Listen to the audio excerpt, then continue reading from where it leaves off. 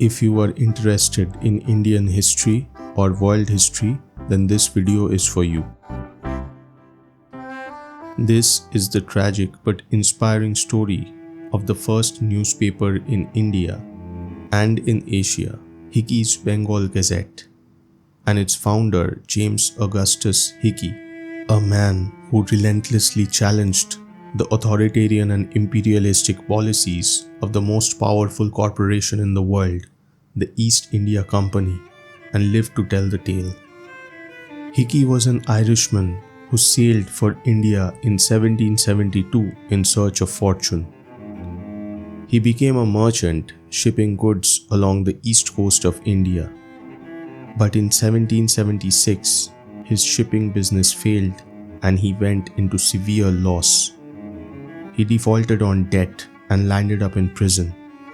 While in prison, he acquired a printing press, and in January of 1780, he began publishing what became the first newspaper in India and in Asia. Hicky's Bengal Gazette was a weekly newspaper published every Saturday. It retailed for ₹1 and sold more than 400 copies.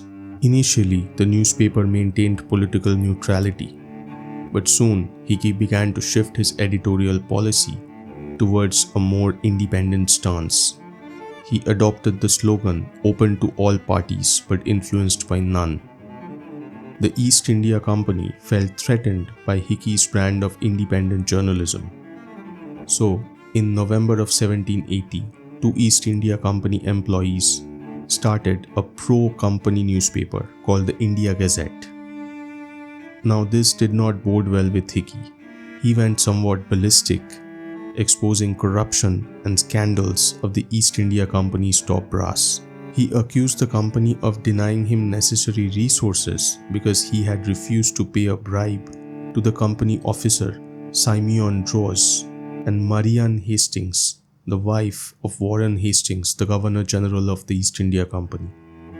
The company retaliated by forbidding its postal service from circulating Hicky's newspaper. This time Hicky did not hold back. He accused the company's supremo, Warren Hastings, of tyranny, corruption, and erectile dysfunction.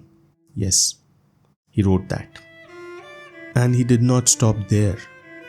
He also published allegations of corruption against the then Chief Justice of the Supreme Court of Judicature at Fort William in Calcutta, Elijah Impey, and the leader of the Protestant mission, Johann Zachariah Kiernander.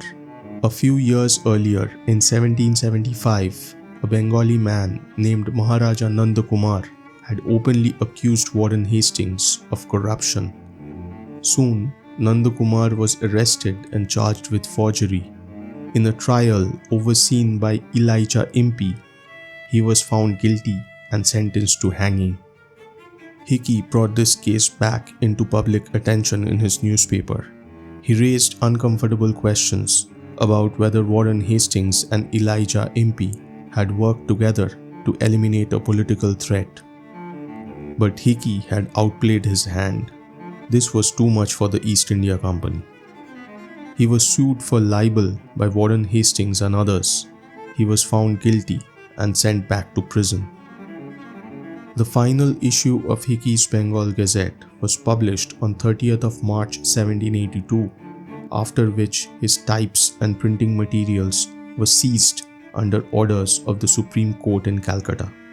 While India's first newspaper, Hicky's Bengal Gazette, had set a high bar for journalistic standards, it did not fare well for its founder, James Augustus Hicky.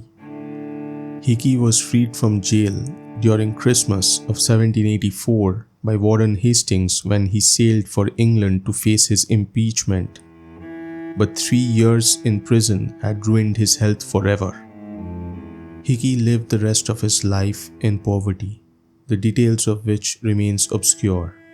But what is known for certain is that he passed away in the year 1802 in a ship bound for China. Hicky's Bengal Gazette was in every sense of the term an excellent example of independent journalism. It was strongly anti-war and anti-colonialism. It did not hold back from exposing the tyranny and corruption of the British leaders of the East India Company. No one, not even the top brass of the company, were immune from his satire, sarcasm, and ridicule.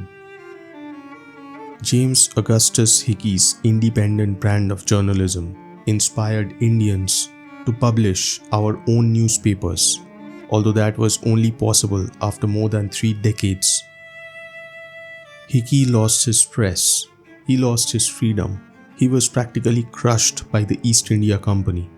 But he showed us something important: the value of independent journalism in the face of a hyper-authoritarian colonial rule. So 250 years later, where do you think journalism is headed today, in India and in the world? Please let me know what your opinion is in the comments. And please let me know what kind of videos you want to watch. And if you like the video, please hit the like button. And please consider subscribing. Thank you.